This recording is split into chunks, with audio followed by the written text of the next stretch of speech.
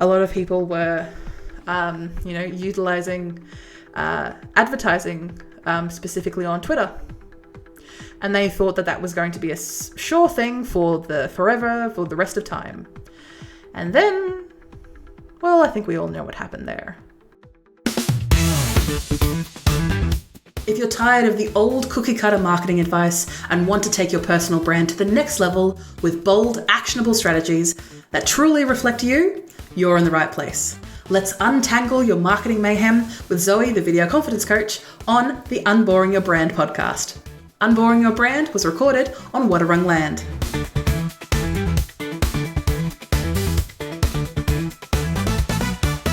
When is the right time to start a podcast?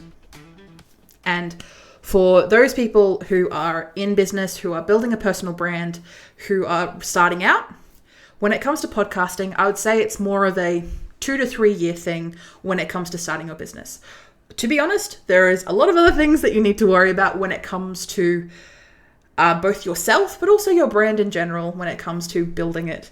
And a podcast, though it may be useful, is not necessarily going to demand the returns that you need in those first 2 to 3 years of your business. A podcast is very much in the same realm of promoting yourself and your business as networking. Networking is not necessarily going to guarantee you money, guarantee you leads, because networking is about connecting with people. And that's the same thing with podcasts.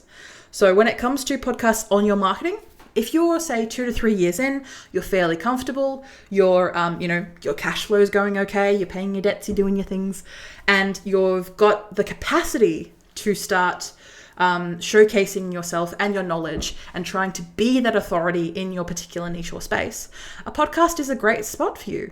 It is a great opportunity. It is really easy to start, especially if you're only focusing on an audio-only platform.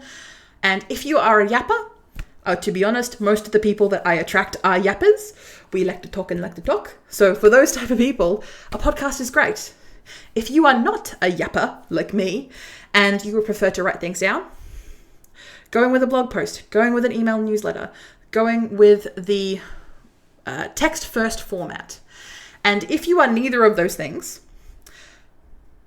we're probably going to have to find another option for you when it comes to containers, formats that we can put your knowledge in. And again, this is all voluntary. A podcast is voluntary for your business. And when you first start out with a podcast, I highly recommend doing a limited series. A limited series is a podcast, is a series of 20-minute conversations, either with another person or just with yourself.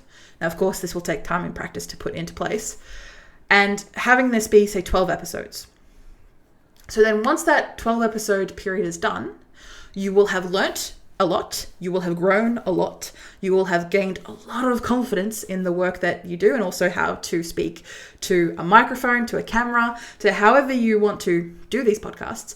And because it's a limited series, it has a purpose. You have a really clear goal. You have like 12 episodes that you need to fill, and you have a really clear audience member or type of customer or type of listener in mind, so that when that 12 is done, if you're doing really well and you're enjoying it and it's awesome, you can continue going. You can make the limited series an ongoing series. And then if you get to that 12, you hated the experience, you hated the time, you hated how it made you feel. And by those 12 episodes, the reason I sit at 12 is because 8 is the usually when people just get tired and give up podcasting in general. Get to that 12. And if you absolutely hate the experience, maybe podcasting isn't for you. It isn't for your brand. It isn't for your business. Then that's okay.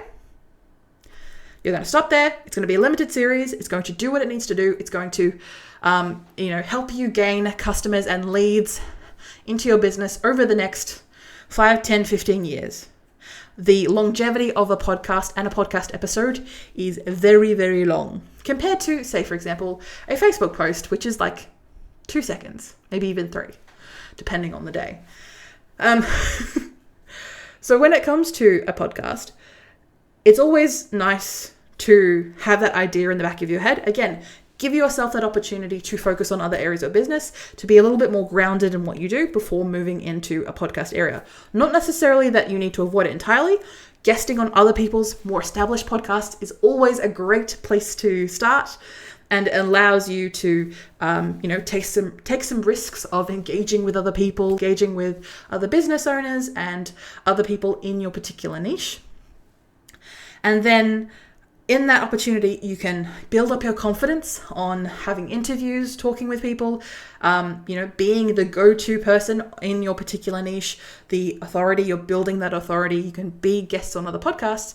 And then after those, say 2 to 3 years, you're comfortable about how your business is going.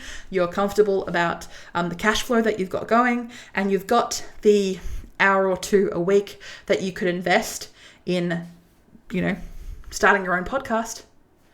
Then great, awesome, beautiful. Because you've already practiced with other people. You've already know what you're on about. You're very clear about who you're trying to communicate and who this podcast is for. Then you can start a podcast then. Awesome. So whatever plan or whatever option you want to go or do going forward, a podcast is a great opportunity, and it's also not something that you need to hold forever. Like marketing and trialing new things in your business, you're not always going to stick with it forever. A lot of people were, utilizing advertising specifically on Twitter.